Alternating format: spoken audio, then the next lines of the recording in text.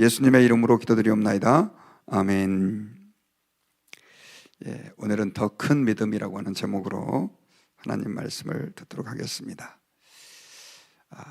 하나님께서는 우리의 믿음이 마치 어린아이가 키가 자라는 것처럼 자라나기를 원하십니다. 믿음에는 크기가 있다는 거죠.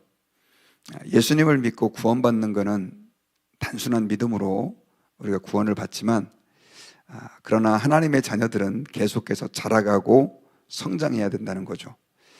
작년보다 올해 믿음이 더 좋아야 되고, 또 올해보다 내년에 믿음이 더 좋아야 되는 것이, 그것이 하나님이 우리에게 바라시는 것입니다. 그런데 많은 사람들이 처음 예수님을 만났을 때는 뜨거운 믿음을 가지고 그렇게 하나님을 신뢰하면서 살아가다가 시간이 지나면서 신앙생활이 익숙해지고 또 하나님의 일이 우리에게 마치 습관처럼 바뀌면서 그 믿음이 오히려 더 작아지는 경우가 너무 많다는 거죠. 예수님께서는 풍랑이 이는 그 배에서 무서워 떨고 있었던 제자들에게 풍랑을 잠잠케 하시면서 너희가 어찌하여 믿음이 적으냐, 이런 얘기를 했습니다. 우리가 주님 앞에서 신앙생활할 때 나는 과연 혹시 좀 적은 믿음을 가지고 신앙생활하는 사람이 아닌가, 오늘 이 새벽에 한번 좀 돌아보고 하나님이 얼마나 우리에게 큰 믿음을 원하시는지, 그게 얼마만큼 우리에게 중요한지를 본문을 통해서, 특별히 요아스를 통해서 발견하기를 원합니다.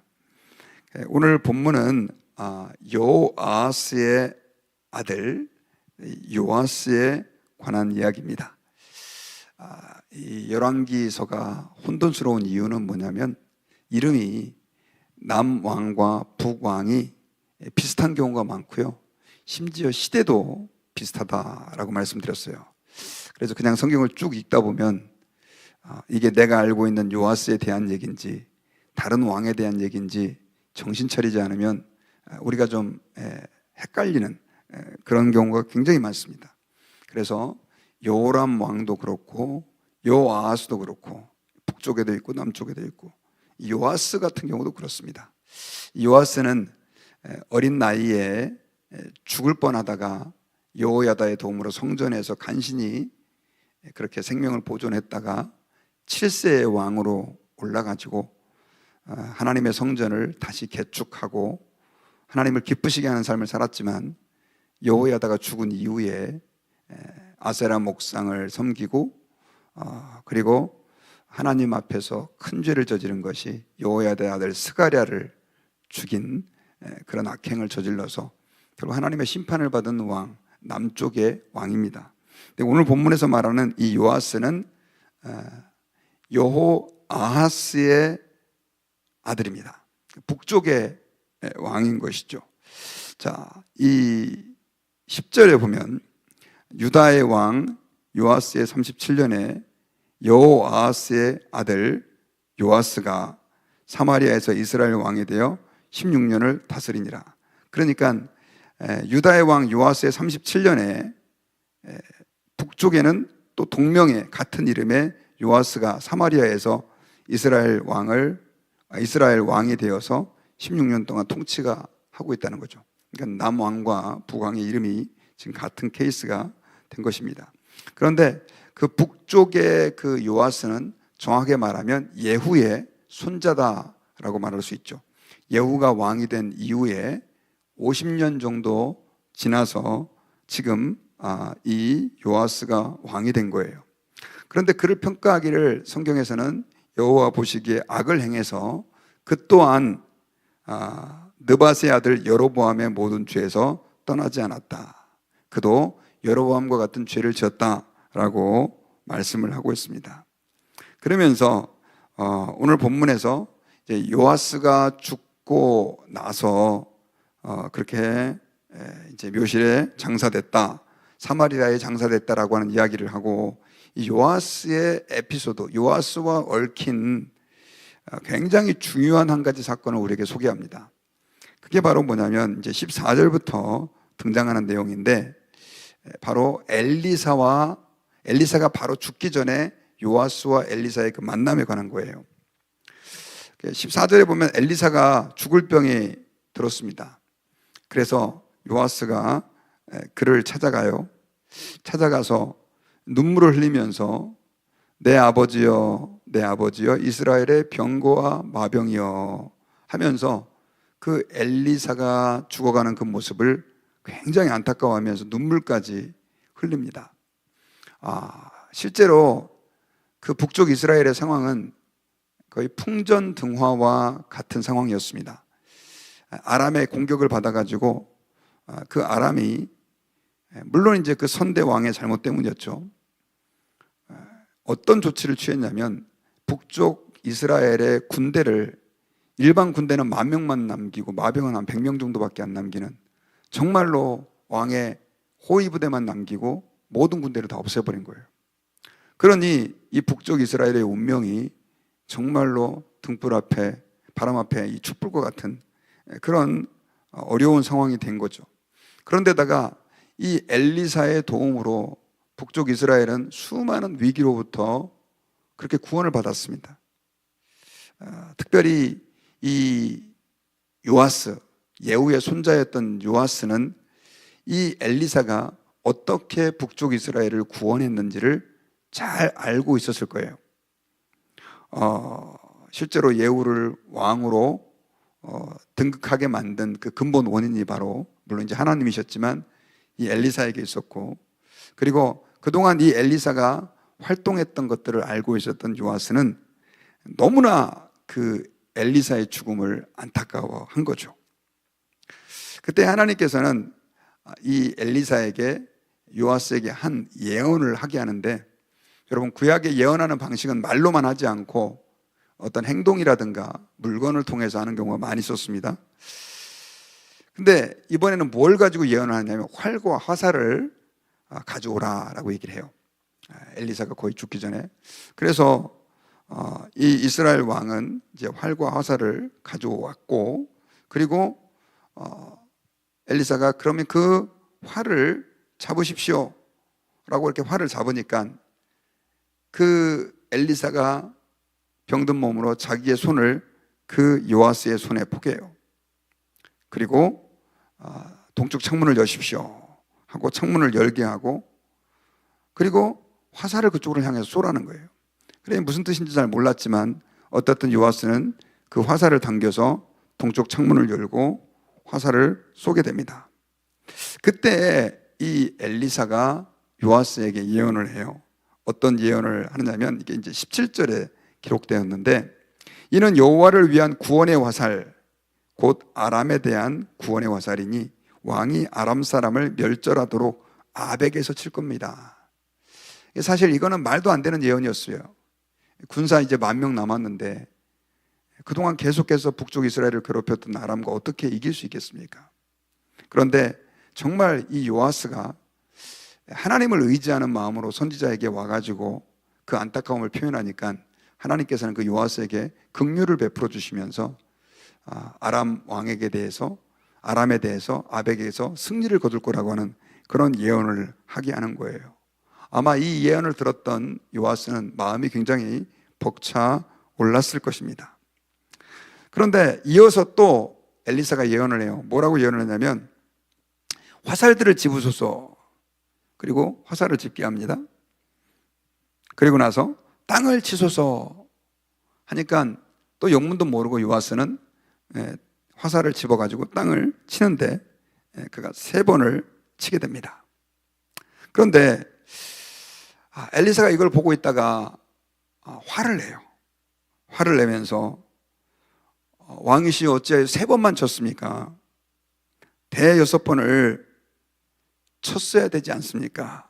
하면서 만약에 그리하였더라면 아람을 완전히 진멸시키기까지 왕은 승리하셨을 것입니다.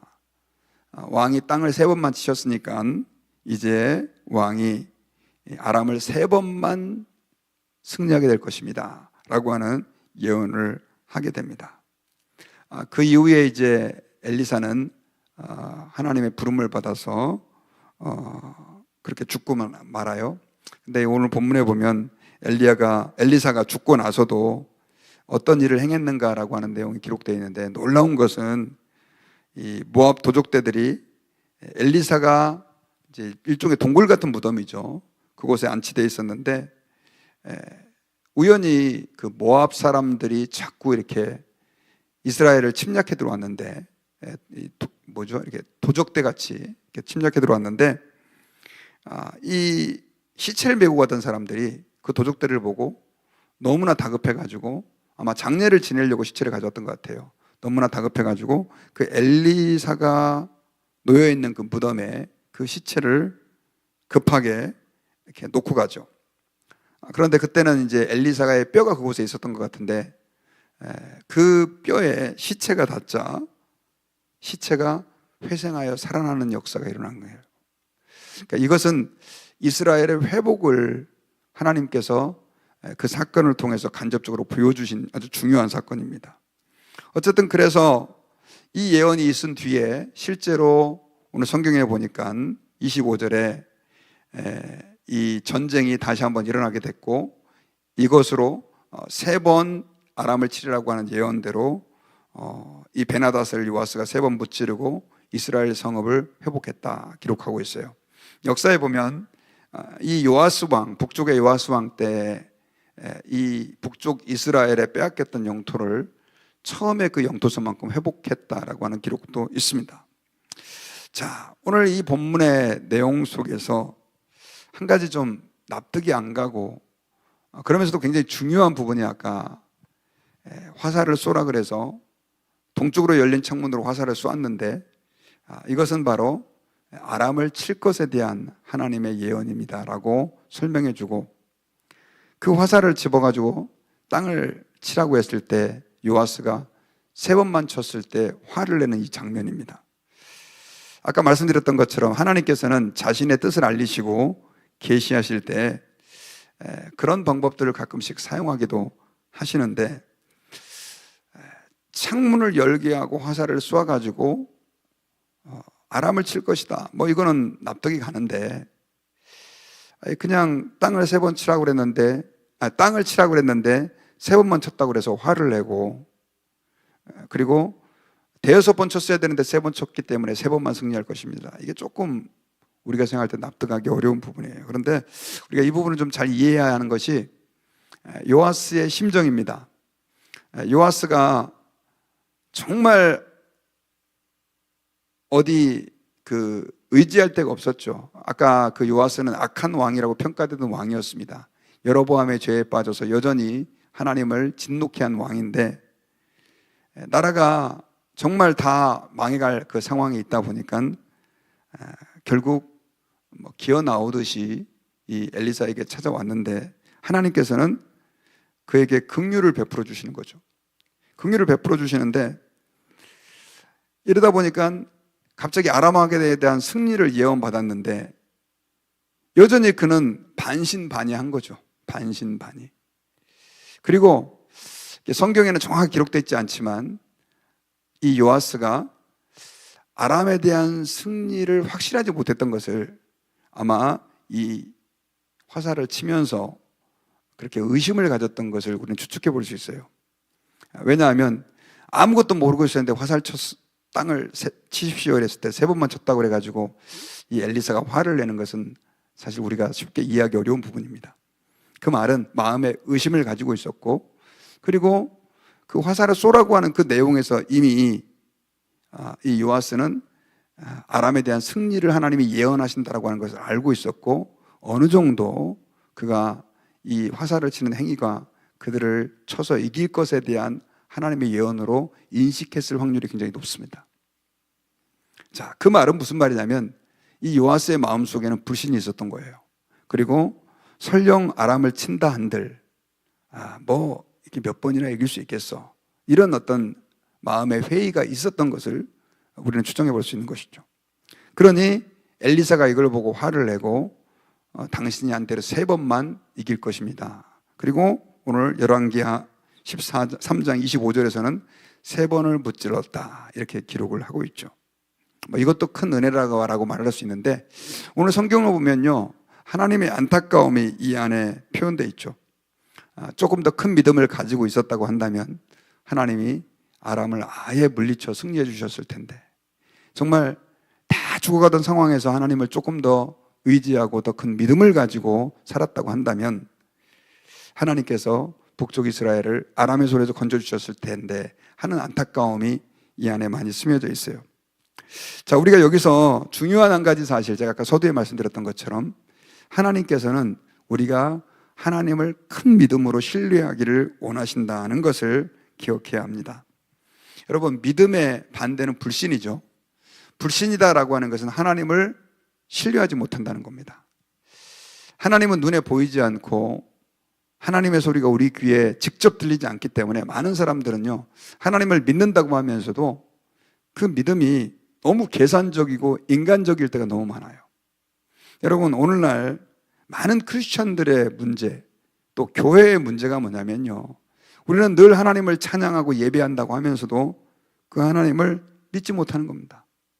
이거는 여러분, 사실 어떤 일부 문제 있는 사람들의 이야기가 아니에요. 어떻게 말하면 모든 크리스찬들에게 해당되는 이야기일 수도 있어요. 믿음의 조상이라고 얘기했던 그 아브라함은요, 하나님의 약속의 말씀을 듣고 본토 친척 아비집을 떠났던 사람이에요. 모든 걸 버리고 주님을 위해 살았던 사람이에요. 그런데 이 아브라함이 100세의 믿음으로 아들을 얻었습니다. 물론 거기는 하나님의 특별한 섭리가 있었어요. 그런데 하나님께서는요, 그 아브라함의 믿음이 점점 더 시간이 지나면서 흔들린다는 걸 알았어요. 자라지 않고 성장하지 않는다는 걸 알게 된 거죠. 그래서 100세에 얻은 아들 이삭을 번제물로 바치라고 하는 정말 말도 안 되는 명령을 하셔요. 그때 이 아브라함은 그 하나님의 명령에 순종합니다. 물론 여기는 아브라함의 믿음을 시험해 보고자 하는 하나님의 의도도 있었지만 그 아브라함의 믿음을 더 강하게 또 분명하게 하나님께서 확증 지으시려는 의도도 포함되어 있었던 거예요. 성경에는 이런 사건들이 굉장히 많이 나옵니다. 그리고 우리가 잘 알고 있는 대표적인 사건이 기드온 사건이죠. 미디안 군대가 이스라엘을 쳐들어왔을 때 이 기드온은 32,000명의 군대를 모으게 돼요. 모아가지고 그 미디안과 맞서 싸우려고 그러는데 하나님이 너무 많다, 다 돌려보내게 해요. 몇 명 남기죠? 300명만 남겨요. 왜 그렇게 하느냐? 그것은 하나님을 철저하게 신뢰하라고 하는 하나님의 의도가 담겨져 있습니다. 사르밧 과부 같은 경우는 그 마지막 남은 그 밀가루 가지고, 그 기름을 가지고 이거 먹고 죽으려고 그랬는데 엘리야 선지자를 대집하라고 그러는 거예요. 믿음을 요구하는 거죠. 그런 사건들이 너무 많습니다. 이런 예들은 신약에도 굉장히 많이 나오죠. 예수님께서도 정말 백부장을 보고 이스라엘 중에서도 이만한 믿음을 만나보지 못했다라고 말하면서 그 큰 믿음을 칭찬합니다. 또 마리아와 마르다의 믿음을 위해서 나사로가 죽어간다는 소식을 듣고도 가지 않잖아요. 그러다가 늦게 도착을 했는데 이미 나사로가 죽었는데 이 마르다는 예수님 좀 일찍 왔으면은 오빠가 죽지 않았을 텐데요 라고 막 울고 탄식을 하니까 예수님께서는 나는 부활이요 생명이다, 나를 믿는 자는 죽어도 살겠고 살아서 믿는 자는 영원히 죽지 않을 것이다 라고 하는 말씀을 선포하시고 그 죽은 나사로, 이미 썩어져서 냄새나고 있는 나사로를 불러 나오게 하시죠. 자, 성경에서는요, 하나님을 섬기는 사람들이 그냥 하나님이 계시지, 하나님이 저 우주 멀리에서 내가 정말 간절하게 기도하면 혹시 들으실지도 모르겠지, 이 정도의 믿음을 가지고 신앙생활하는 걸 원하지 않으세요. 하나님은 저희들이 큰 믿음으로 하나님을 신뢰하며 살아가는 것을 원하십니다. 그런데 신앙생활이 오래될수록 있지 않습니까? 우리 성도에게는 한 가지 부정적인 그 현상들이 나타나는데 그게 뭐냐면 실패의 경험들이에요. 이렇게 해봤는데도 안 되고 저렇게 해봤는데도 안 되고, 그러다 보니까 나중에는 오히려 더 하나님을 신뢰하고 의지해야 될 중년, 장년, 노년의 나이에 많은 사람들이 하나님을 신뢰하기보다는 계산적으로, 합리적으로 세상의 방식대로 그렇게 행동하는 사람들이 많습니다. 가끔씩 한국에 이렇게 큰 교회, 정말 이름만 대면 다 아는 목사님들이 그렇게 믿음으로 살았지만 노년의 나이에 여러 가지 문제로 구설수에 오르고 사람들에게 손가락질을 받는 일들이 너무 많이 있어요. 이게 왜 그러냐? 처음에는 정말 하나님을 신뢰하고 믿는 믿음을 가졌지만 나중에는 하나님보다는 자기의 방법과 능력을 더 의지하는 거예요. 여러분, 10계명의 2계명은 우상을 숭배하지 말라는 계명이잖아요. 그리고 1절에서는 첫 번째 계명에서는 나 외에는 다른 신을 내게 있게 말지니라. 이거는 사실 같은 계명이에요. 같은 계명. 하나님만 믿어야 되고 다른 거 섬기지 말아라. 그런데도 불구하고 우리는 하나님이 아닌 물질을 의지하고 하나님이 아닌 사람을 의지하고 하나님이 아닌 어떤 다른 것을 의지하는 그런 일들이 얼마나 많은지 모릅니다. 우리가 오늘 이 새벽에 하나님 앞에서 우리 기도할 때 정말 나는 내 믿음의 크기를 하나님이 달아보신다고 했을 때 어느 정도의 믿음을 가지고 있는지 한번 점검해 봤으면 좋겠습니다. 병원에 가면 아파가지고 이렇게 선생님 너무 아파요. 그러면 그분은 얼만큼 아픈지 모르잖아요. 그럼 이렇게 질문을 하죠. 선생님은 고통을, 페인을 1부터 10까지로 얘기했을 때 어느 정도 아픕니까? 그러면 저는 한 5 정도 되는 것 같아요. 저는 지금 9예요. 9. 죽을 것 같아요. 뭐 이렇게 얘기하잖아요. 만약에 여러분들의 믿음을 하나님을 신뢰하는 믿음을 1부터 10까지로 계산했을 때 지금 어느 정도로 하나님을 신뢰합니까? 라고 물었을 때 여러분 어떻게 대답하시겠어요? 한번 우리의 믿음을 오늘 하나님 앞에서 확인해 보고 주님, 저희들이 큰 믿음으로 하나님을 신뢰할 수 있도록 도와주십시오. 이 고백을 가지고 나아가는 저희들이 되기를 바랍니다. 오늘 본문에 이 요아스는 악한 왕이었습니다.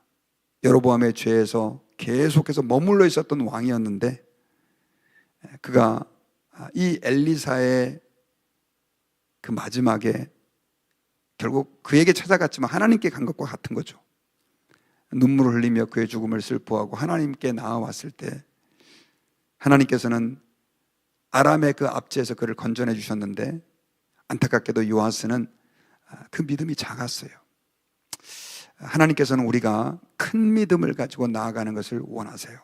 오늘 그 큰 믿음이 저와 여러분들에게 주의 은혜로 주어지는 귀한 축복이 있기를 주의 이름으로 축원합니다. 기도하겠습니다. 하나님 감사합니다. 오늘 말씀을 통해서